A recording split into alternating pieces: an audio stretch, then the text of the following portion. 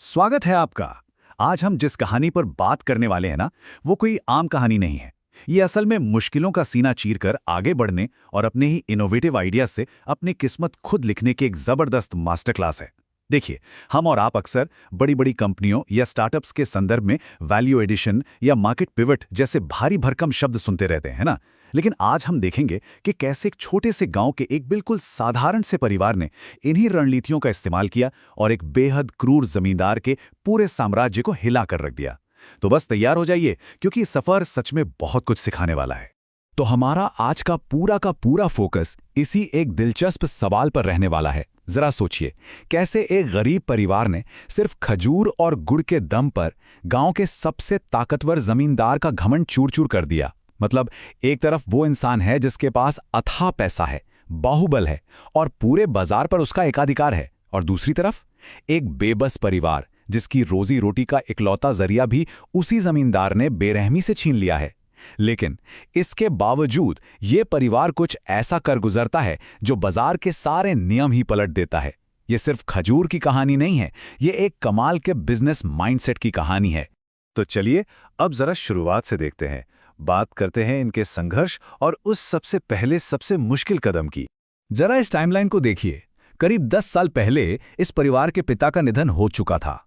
अब वर्तमान में क्या चल रहा है? 18 साल का हरिया चाय की टपरी लगाकर जैसे तैसे घर चला रहा था, लेकिन कुछ उधारी न चुका पाने की वजह से उस क्रूर जमींदार ने उसकी चाय की दुकान ही तहस नहस कर दी। सब कुछ खत्म। और यहीं से शुरू होता है डे 1, मतलब वो पहला दिन जब उनकी मां गंगा देवी एक बहुत ही बड़ा और रणनीतिक फैसला लेती हैं। अपनी बंजर पड़ी पुश्तैनी जमीन पर खेती शुरू करने के लिए वो अपना मंगलसूत्र, जो उनके पति की आखिरी निशानी था, उसे गिरवी रख देती हैं। ये वाकया हमें बहुत बड़ी सीख देता है कि बिजनेस में कई बार भावनाओं से ऊपर उठकर वर्किंग कैपिटल यानी पूंजी का इंतजाम करना ही पड़ता है। अब आगे बढ़ते हैं तरबूज की खेती और उस पहली बड़ी विफलता की तरफ। स्टार्टअप की भाषा में समझें तो ये उनका फेल्ड एमवीपी, यानी एक ऐसा प्रोडक्ट था जो पूरी तरह फेल हो गया। दोनों भाइयों ने दिन रात एक करके तरबूज उगाए। फसल बाहर से देखने में एकदम हरी और लाजवाब लग रही थी, लेकिन जैसे ही उसे मंडी ले जाया गया और लोगों ने खरीदा तो एक भयंकर समस्या सामने आई। तरबूज अंदर से बिल्कुल सफेद और एकदम फीके निकले। जरा उस पल के बारे में सोचिए। चंपक नाम का एक दुकानदार पूरी गुस्साई भीड़ को लेकर हरिया और लालू को घेर लेता है। गालियां दी जा रही हैं, डंडे उठ रहे हैं और उन्हें ग्राहकों के सारे पैसे वापस लौटाने पड़ते हैं। सच कहूं तो ये एक ऐसा पल था जो किसी का भी मनोबल हमेशा के लिए तोड़ सकता था। पर पता है, यही इस पूरी कहानी का सबसे बड़ा टर्निंग पॉइंट है। जब दोनों भाई पूरी तरह से हताश होकर घर लौटते हैं और कहते हैं कि हमारी जमीन ही बंजर है, तब गंगा देवी एक बहुत ही ऐतिहासिक बात कहती हैं। वो कहती है, अगर जमीन सचमुच बंजर होती तो उस पर तरबूज की बेलें लहलहाती ही क्यों? कुछ तो चूक हुई है। मतलब जरा इस नजरिए को देखिए आप। मां ने कितनी चालाकी से एक फसल की विफलता को उनके मूल एसेट यानी उनकी जमीन की असली वैल्यू से अलग कर दिया। उन्होंने ये तो मान लिया कि हाँ, प्रोडक्ट में गलती थी, लेकिन इसका मतलब ये कतई नहीं है कि हमारा स्रोत या हमारी जमीन ही खराब है। और यहीं से कहानी मुड़ती है खजूर की खेती और एक नई उम्मीद की तरफ। अब जो उन्होंने किया ना, उसे आप दी अल्टीमेट रिस्क कह सकते हैं। खजूर की खेती लंबी चलती है, उसमें पैसा चाहिए था, तो मां के कहने पर वो अपना इकलौता घर, जी हां, रहने का इकलौता आसरा, उसी लालची जमींदार के पास गिरवी रख देते हैं। यहां दाव सच में बहुत ऊंचे थे। जमींदार की गिद्ध जैसी नजर उनके उस घर पर पहले से थी, क्योंकि वो सड़क किनारे की एक बहुत ही प्राइम और कीमती प्रॉपर्टी थी। सोचिए, अगर खजूर की फसल फेल हो जाती तो उनके सिर से छत भी हमेशा के लिए छिन जाती। उन्होंने लिटरली अपना सब कुछ दांव पर लगा दिया था। अब जो बात मैं आपको बताने जा रहा हूं, वो सच में हैरान करने वाली है। कई सालों की जी तोड़ मेहनत के बाद जब खजूर की एकदम शानदार फसल तैयार हुई, तो मंडी में उनका माल बिना चखे ही रिजेक्ट कर दिया गया। चंपक और बाकी दुकानदारों ने सीधा कह दिया कि भाई, हमें तुम्हारा माल देखना ही नहीं है। अब ये कोई आम बात तो थी नहीं, ये सीधा सीधा मार्केट मैनिपुलेशन यानी बाजार में की गई हेरफेर थी। उस जमींदार ने जानबूझकर सारे दुकानदारों को भड़का दिया था ताकि हरिया के खजूर बिक ना पाएं, वो पूरी तरह दिवालिया हो जाए और जमींदार उस सड़क किनारे वाले कीमती घर पर कब्जा कर ले। देखा जाए तो ये खेल शुरू से ही फिक्स था। लेकिन उन्हें क्या पता था कि असली खेल तो अब शुरू होने वाला है। चलिए बात करते हैं बर्फी और उनकी सफलता की कुंजी के बारे में। और ये हिस्सा वैल्यू एडिशन के कॉन्सेप्ट को बहुत ही शानदार तरीके से समझाता है।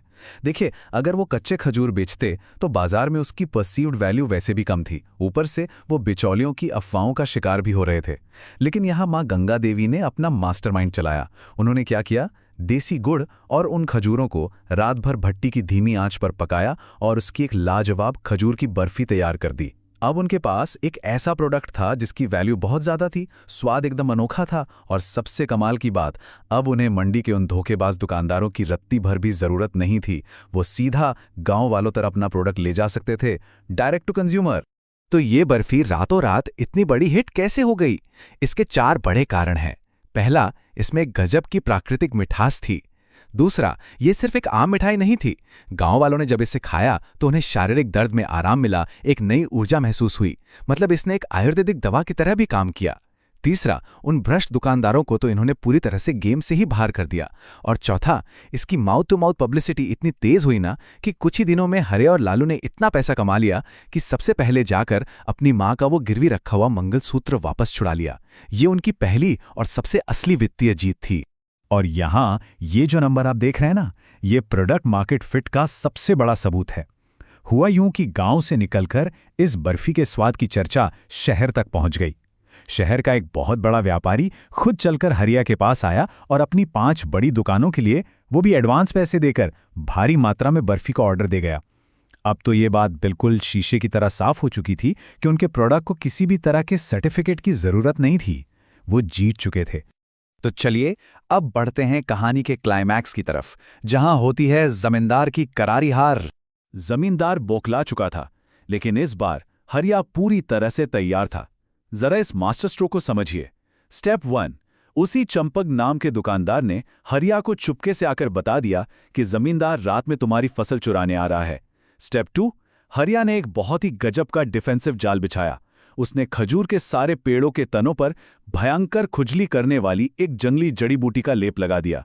और स्टेप 3, जैसे ही आधी रात को जमींदार के गुंडे खजूर तोड़ने के लिए पेड़ों पर चढ़े, उनके शरीर में ऐसी खौफनाक खुजली मची कि उन्हें लगा जैसे पूरे शरीर पर चींटियों ने बारात निकाल ली हो। वो गुंडे पेड़ छोड़कर ऐसे भागे जैसे सच में उनकी पैंट में आग लग गई हो। ये इतना मजेदार और कॉमेडी से भरा जाल था ना, जिसने जमींदार के सारे घटिया मंसूबों पर पानी फेर दिया। और इसे कहते हैं असली चेकमेट। चंपक ने सबके सामने ये कबूल कर लिया कि मंडी में उनके खजूर रिजेक्ट करवाना उसी जमींदार की रची हुई साजिश थी। अब सच्चाई सबके सामने आ चुकी थी। हरिया और लालू ने अपनी कमाई से अपना गिरवी रखा हुआ घर भी शान से वापस छुड़ा लिया। उन्होंने सिर्फ अपना घर ही नहीं बचाया, बल्कि उस क्रूर जमींदार के खौफ और उसके एकाधिकार को हमेशा हमेशा के लिए जड़ से खत्म कर दिया था।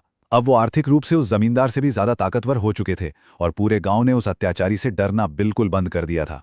तो अंत में ये कहानी हमें एक बहुत ही गहरे सवाल के साथ छोड़ जाती है। क्या असली ताकत या दौलत दूसरों को दबाने और अपने रुतबे का घमंड दिखाने से आती है, या फिर असली ताकत हमारे लचीलेपन, परिवार की एकता और कुछ नया कर गुजरने के साहस से आती है? इस परिवार ने यह साबित कर दिया कि अगर आप में हार से सीखने की क्षमता हो और एक बिल्कुल साधारण सी चीज में वैल्यू जोड़ने का नजरिया हो ना, तो आप दुनिया के सबसे बड़े एकाधिकार को भी धूल चटा सकते हैं। आज के इस विश्लेषण से जुड़ने के लिए आपका बहुत बहुत धन्यवाद। सोचिएगा जरूर कि आप अपने जीवन की चुनौतियों में बर्फी जैसी मिठास और वैल्यू कैसे जोड़ सकते हैं।